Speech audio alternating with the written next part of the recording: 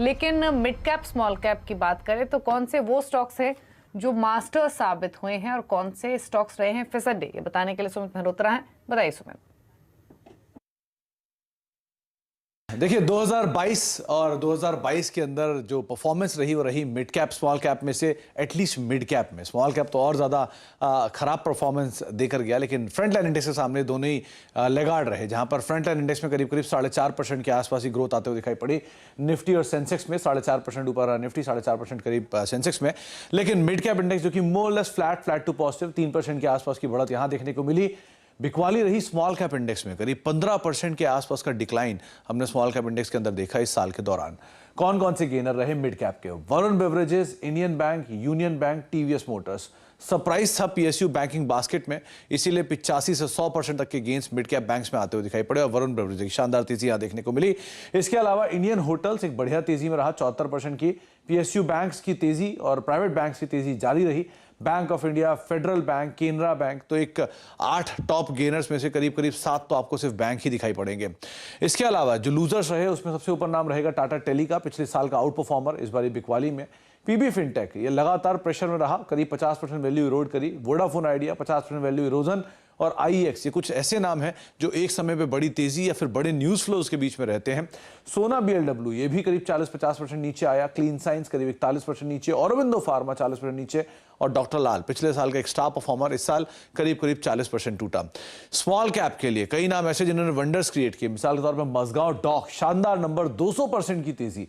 BEL करीब 150% की तेजी, रेणुका शुगर 95% की तेजी, और दीपक फर्टिलाइजर बढ़िया नंबर के दम पे 100% चलता हुआ दिखाई पड़ा।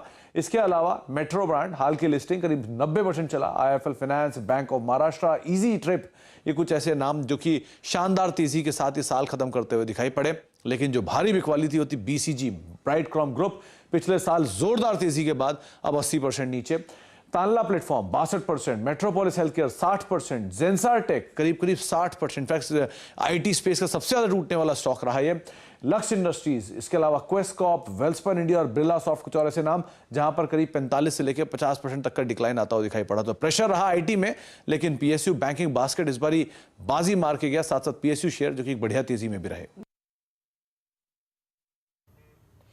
तो ये हैं वो स्टॉक्स जो कि परफॉर्मर्स रहे हैं और अंडर परफॉर्मर्स का भी कॉम्बिनेशन रहा है। शुक्रिया सुमित ये पूरा रिकैप लाने के लिए 2022 का। लेकिन हाँ, सरकारी बैंकों में तो जो एक्शन बना वो आखिरी में आकर बना, और जिसकी वजह से उनके जो ओवरऑल रिटर्न्स हो गए पूरे साल के वो पॉजिटिव हो गए। तो ये एक इंटरेस्टिंग है। और सुमित ने इनफैक्ट जिन स्टॉक्स का जिक्र किया, अगर आप देखेंगे भी तो बैंक्स ही डोमिनेट कर रहे थे। फिर चाहे वो इंडियन बैंक, यूनियन बैंक जैसे स्टॉक्स ही क्यों ना हो, फेडरल बैंक, कैनरा बैंक में भी अच्छे रिटर्न्स आते हुए दिखाई दिए। लेकिन चलिए आगे बढ़ेंगे और अब बात करेंगे खिलाड़ी नंबर 1 की अपडेट की। कैटलिस्ट वेल्थ के प्रशांत सावंत, मार्केट एक्सपर्ट अमित सेठ और आनंद राठी के मेहुल कोठारी के बीच मुकाबला है। और अब तक के अपडेट्स और साथ ही साथ रिटर्न की स्थिति बता देते हैं आपको। अपडेट में अमित सेठ का पोर्टफोलियो लेकर आते हैं। वेस्टलाइफ फूड उन्होंने ऐड किया है पोर्टफोलियो में। 934 के लक्ष्य के लिए 770 का स्टॉप लॉस है, फिलहाल 793 पर कर रहा है ट्रेड। दूसरी पोजीशन गोडफ्रे फिलिप्स में है, जहां उन्होंने बुक किया है प्रॉफिट 1995 पर। 2100 के लक्ष्य था, 1850 का स्टॉप लॉस था। प्रशांत सावंत का पोर्टफोलियो लाएंगे, ये बेट कर रहे हैं एक नए स्टॉक पर, वो है जीआईसी री। यहाँ पर 180 के मौजूदा लेवल्स हैं, इनके 215 के टारगेट, 164 का स्टॉप लॉस। तो यहाँ खरीदारी का ट्रेड एक प्रशांत सावंत दे रहे हैं। अब दिखाते हैं आपको रिटर्न की स्थिति। अब तक के रिटर्न में हमने देखा है कि प्रशांत सावंत लीड करते हुए, लेकिन अमित सेठ का काफी क्लोज उन तक पहुंचे थे कल के सेशन में, और इस समय लीड कर रहे हैं अमित सेठ 18% के रिटर्न के साथ।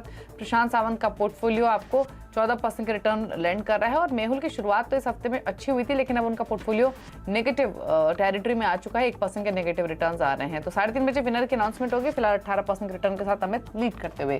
चलिए रुकने इसी के साथ एक ब्रेक के लिए। ब्रेक के उस पर अब देखिए नोया कंपनी। नोया कंपनी में आज आउटलुक 2023 में हम बात करेंगे टीम लीज की को फाउंडर और एग्जीक्यूटिव डायरेक्टर ऋतुपर्णा चक्रवर्ती से। नमस्कार।